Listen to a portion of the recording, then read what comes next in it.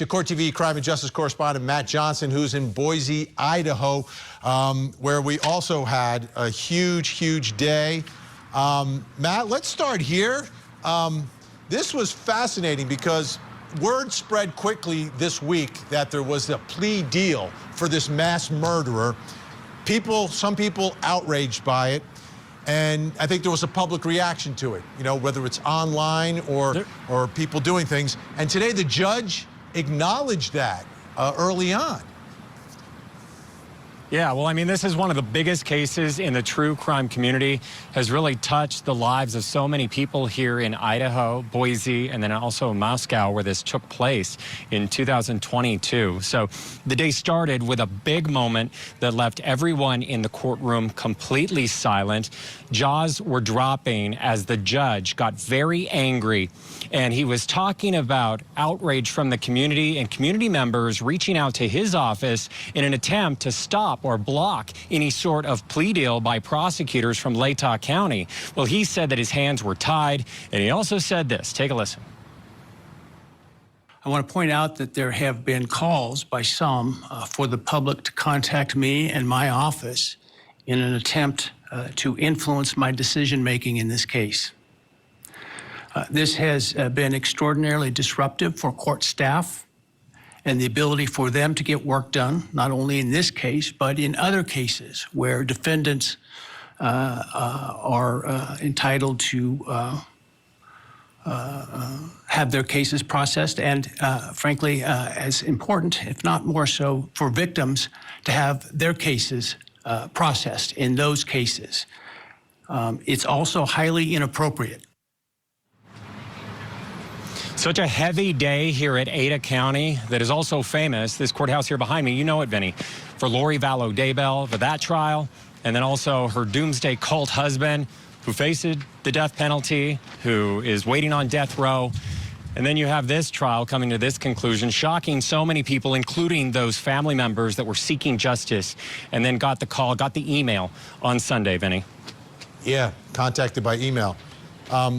It's interesting, though. I mean, I think we all have to remember, and my father would remind me and other judges of this, that the judicial system, no one, we're not anointed and put here in our judicial system. It's like, it's a branch of government, the people's government. So if people reach out to the government, they can reach out to the government. I don't know how it's inappropriate to do that, to reach out to your government. The judge obviously doesn't have to be influenced by it, but for the people to be interested and invested in the way the third branch of government is working or not working, I would think is a good thing. But that's just me. Okay, let's talk about those families and their reaction to all of this. Yeah, it was just heartbreaking to watch the families. They were sectioned off in a reserved area of this very large courtroom. It's one of the largest that I've been in. And again, it's the high-profile trial, Courtroom 400, very famous. And you have Bryan Kohberger. His parents were in the gallery, myself in that section right behind them. He made no eye contact with them.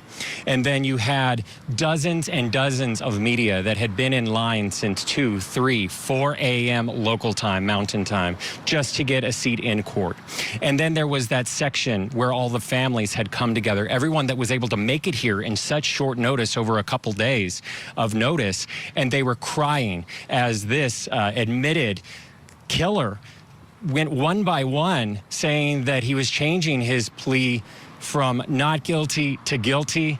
They're hearing his voice for the first time. He was very robotic, very callous. Some of the family members just in tears trying to make eye contact with him, hoping for the answer of why did this even happen. And then outside the courthouse steps here, we heard from Maddie Mogan's family through their family attorney, who made this statement. Let's listen to it together. I will be reading a statement of gratitude today from the Laramies. 962 days ago, we lost our Maddie, our kind, loving, vivacious, and caring daughter full of purpose and promise. We support the plea agreement 100%. While we know there are some who do not support it, we ask that they respect our belief that this is the best outcome possible for the victims, their families, and the state of Idaho. Now, the juxtaposition here is not all of the victims' families are in agreement with this, right? We have heard from the Gonçalves family, rather. They are very unhappy. They feel like this was not justice, and they sent this to court TV. This is a new statement from the family. The plea bargain with the defendant claiming responsibility for his actions with one-word responses all were sufficient for the court and the prosecution team, because that is what the plea was about today, the court and the prosecution. It goes on to say, the plea did not represent the families, the victims' families.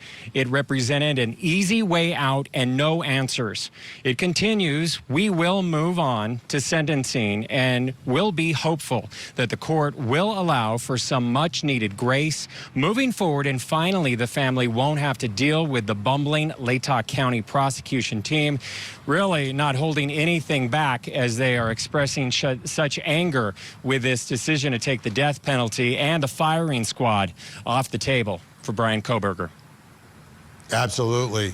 Steve Gonçalves, I don't even think he went inside the courtroom today in protest of what was happening inside that courtroom. What are the expectations here for sentencing? What can we expect? All right, here's what it looks like. So it is scheduled for a couple weeks from now here at the Ada County Courthouse. It's going to be on July 23rd, could spill over into the 24th if we don't get through all of the victim impact statements by then. So we are going to hear from all of the family members. They are only given a few days after this nightmare that they've been living for 3 years to get their thoughts together of what they want to say about these victims, because that's what this is about, right? And then also possibly what they want to say to the killer who admitted to killing them.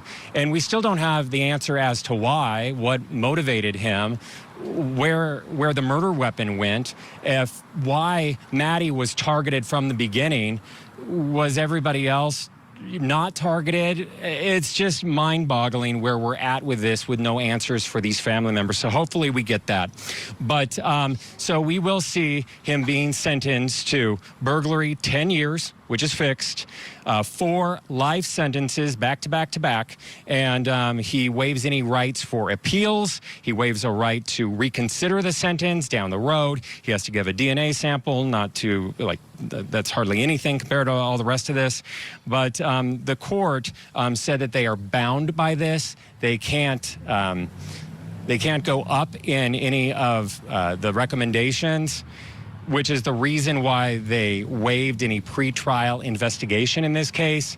The judge can only do a downward departure. So at this point, there is no death penalty anymore for this case. That is done. That is out the window. That is gone. Matt Johnson in Boise today. Wow, what a day. Big, big day. Thanks so much, Matt.